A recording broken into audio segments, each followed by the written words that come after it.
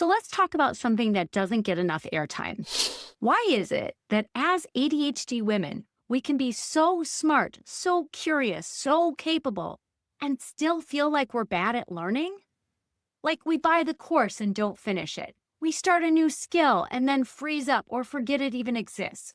Or we take in so much information, books, podcasts, downloads, but it doesn't stick. If that sounds familiar, you're not broken. You're probably just making a few super common mistakes about how learning works with ADHD. We've been sold this idea that learning is linear. You start here, you move step by step, and boom, you've mastered something. But for ADHD brains, learning is not a straight line. It's a spiral staircase. You loop back, you forget, you relearn, you connect things later that didn't make sense at the time. The mistake is not that we're not trying hard enough. It's thinking that if we didn't get it the first time, we're lazy or incapable. Let me be clear. ADHD learning is cyclical, it's relational, and it often needs to be emotionally safe before it becomes cognitively sticky. Here's another big one. Trying to learn when your nervous system is dysregulated. Raise your hand if you've ever tried to force yourself to watch a training video when you were totally fried. Or read a chapter while your brain was buzzing with anxiety or overstimulation. Yeah, same, right? But our brains don't encode information very well or barely at all when we're in fight, flight, freeze, or shutdown. We can't learn well in those states, not because we're failing, but because we're not in a place of receptivity. So the shift here, start noticing your state before you try and take in new info. Can you regulate first? Can you make the learning space safe for you, playful, curious? Mistake number 3, and this one is sneaky. We absorb all this content, scrolling, listening, watching, but we don't engage with it. And ADHD brains, we remember best when we do something with the information, talking it out, teaching it, drawing a diagram, moving our bodies while we process it.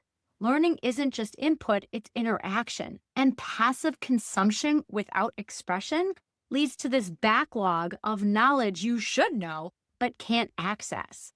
So if you've ever felt like, I swear I learned this already, why can't I remember it? It might be because you didn't get a chance to make it yours. And I'll tell you, when I was in graduate school, before I even knew I had ADHD, to do my reading, I had to do it on the elliptical trainer, which was tough. I had to train my eyes to do it. But it was the only way I could retain the information, because in grad school for social work, it's not even all that hard. It's just the sheer volume of reading is ridiculous. It's like so much that I needed that movement to be able to remember it. So adding movement to it, engaging with it, teaching it to someone else is what's going to help it stick in our ADHD brains. Okay, real quick. If this is resonating with you and you're realizing, wow, I've been blaming myself when I haven't even been taught how ADHD learning actually works, I want you to know you're not alone. And if you're ready to go deeper, to stop spending all of your time just trying to function, check out my program Ascend, the ADHD Women's Mastery Program. It's high touch with plenty of one-to-one support with me, where we untangle the inner and outer challenges of living with ADHD so you can reclaim your energy, your time, your voice, and your momentum. The link is in the description. Okay, so let's get back into it.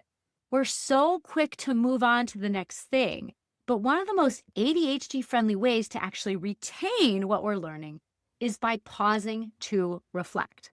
Not necessarily in a heavy way, just asking what stood out, what surprised me, where could I apply this? You don't need a formal journal, although any excuse to buy a journal, right?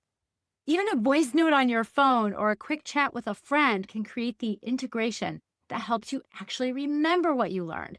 I remember when I moved out of my ex's home, I was trying to downsize to move into my small home that I have now. And I found binder after binder, and they were like 3-inch binders of continuing education notes and handouts that I'd written on as a way to take in information and remember it. And when I looked at them, the ones I could remember the most were the ones that I did the most writing in, because for me, that's engagement, and then actually used immediately after. Whereas if they were trainings where I didn't use the skills right away, I barely even remember attending the training, which is a little scary. So if this learning has felt harder than it should be, it's not because you're lazy or broken or inconsistent. It's because most learning models were not built for your ADHD brain. The good news, you get to learn your way with rhythm, with curiosity, with compassion. If this video gave you a new insight or helped you feel seen, please like, comment, subscribe, and share it with someone else who might need this reminder.